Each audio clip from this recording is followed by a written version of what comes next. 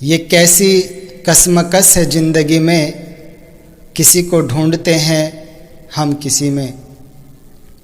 कि इंसान खुदा को तो ढूंढ रहा है, खुदा को देखना तो चाह रहा है, सोचता है मुझे खुदा कहीं दिख जाए, लेकिन अफसोस है कि वो इस खुदा से खुदा को देखने की कला नहीं मांगता है, देखने का नज़रिया नहीं मांगता है। इसलिए अभी तक इंसान की और खुदा के बीच की जो दूरी है, तो वो दूरी ज्यों की त्यों बनी हुई है।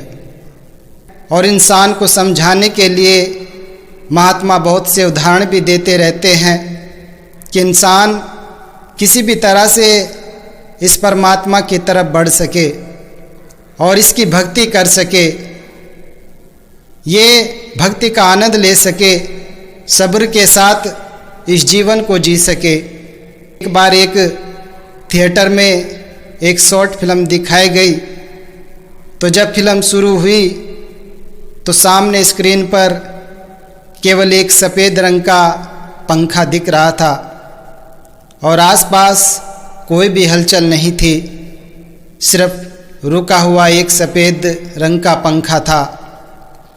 और ये दृश्य करीब 6 मिनट तक चला तो लोग आपत्ति जताने लगे, कुछ लोग शिकायत भी करने लगे और कुछ लोग तो उठकर ही जाने लगे। और 6 मिनट के बाद सीन का कैमरा उस पंखे से नीचे आता है तो वहाँ एक बेड था जिस पे एक अपाहिज बच्चा लेटा हुआ था और वो बस ऊपर की ओर ही देख रहा होता है, क्योंकि उसकी रीढ़ की हड्डी में फ्रैक्चर की वजह से वो हिल डुल भी नहीं सकता था। और फिर पीछे से एक आवाज़ आती है कि अभी आप सभी को इस शॉर्ट फिल्म में मात्र 6 मिनट तक एक ही दृश्य लगातार दिखाया गया और उन 6 मिनटों में ही कई लोग चिल्लाने लगे, वो अपना धैर्य नहीं रख पाए और कई लोग तो उठकर भी जाने लगे। लेकिन दूसरी तरफ वो एक बच्चा है जो पैरालाइज है और वो अपने जीवन के ज़्यादातर घंटे बस इसी दृश्य को ही देखता रहता है, क्योंकि वो हिल डुल नहीं सकता है। दास के कहने का भाव कि कभी कभी हमें खुद को दूसरों की जगह रखकर ये समझने की ज़रूरत होती है कि हमें जो ईश्वर ने दिया है उसकी कितनी महत्ता है और क्या हमें ऐसे स्वरूप को प्रदान करने के लिए ईश्वर का शुक्रिया अदा नहीं करना चाहिए? ज़रूर करना चाहिए। और हमें हमेशा अपनी सुविधाओं के अनुसार अपनी समस्याओं की तुलना उनसे करनी चाहिए जो हमसे कई गुना समस्याओं से घिरे होते हैं, पर वो साहस नहीं खोते हैं। और ऐसा करने पर हमारी बड़ी से बड़ी समस्या खुद ब खुद छोटी हो जाएगी। ऐसी ऐसी प्रेरणादायक कहानियाँ ही हमें इस जीवन को जीने की कला सिखाती हैं और हमारा विश्वास भी इस दातार प्रभु पर और भी दृढ़ और अटूट कर देती हैं, क्योंकि हमारा विश्वास ही है जो हमें इस परमात्मा के करीब बनाए रखता है। और फिर चाहे कोई भी परिस्थिति हो, लेकिन भक्त अपने परमात्मा को याद करते हुए इस जीवन को बड़े ही प्यार से और आनंद से व्यतीत करता चला जाता है। जैसे तुलसीदास जी भी कहते हैं कि तुलसी भरोसे राम के निर्भय हो के सोए, अनहोनी होनी नहीं, होनी हो सो होए।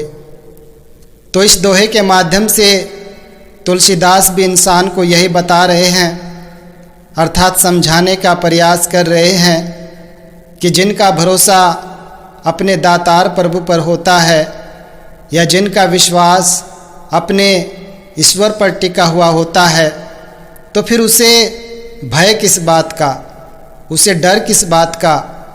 वो तो फिर इस जीवन को एक भय मुक्त होकर जीता चला जाता है, क्योंकि जिनका भरोसा इस दातार पर, इस परमात्मा पर हो जाता है, तो उसे ये मालूम होता है कि जो भी ये दातार परमात्मा कर रहा है या करेगा, तो वो किसी न किसी रूप में मेरे लिए अच्छा ही होगा, क्योंकि दातार कभी गलत कर ही नहीं सकता है।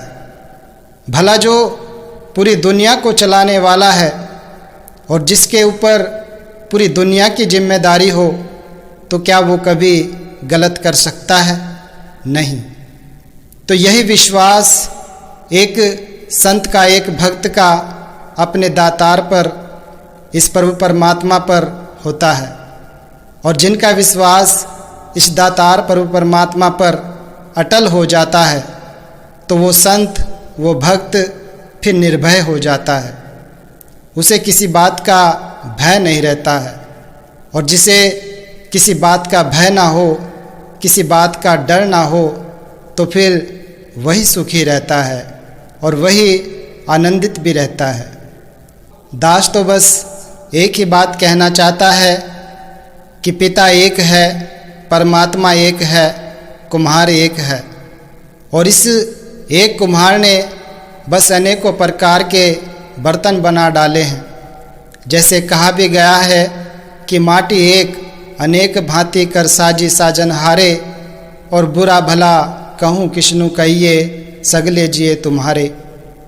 अर्थात माटी तो एक है, बस इससे, इस प्रभु परमात्मा के द्वारा अनेक प्रकार की भांति यानी अनेक प्रकार की आकृतियाँ बनाई गई हैं। लेकिन वास्तव में देखा जाए तो ये कुम्हार भी एक है और ये मिट्टी भी एक है। तो इसी एक को ही हमने जानना है और इसी एक की ही हमें भक्ति भी करनी है। कहने का भाव इस पूरे संसार का और तीनों लोकों का एक ही सर्जनहार है और एक ही पालनहार है।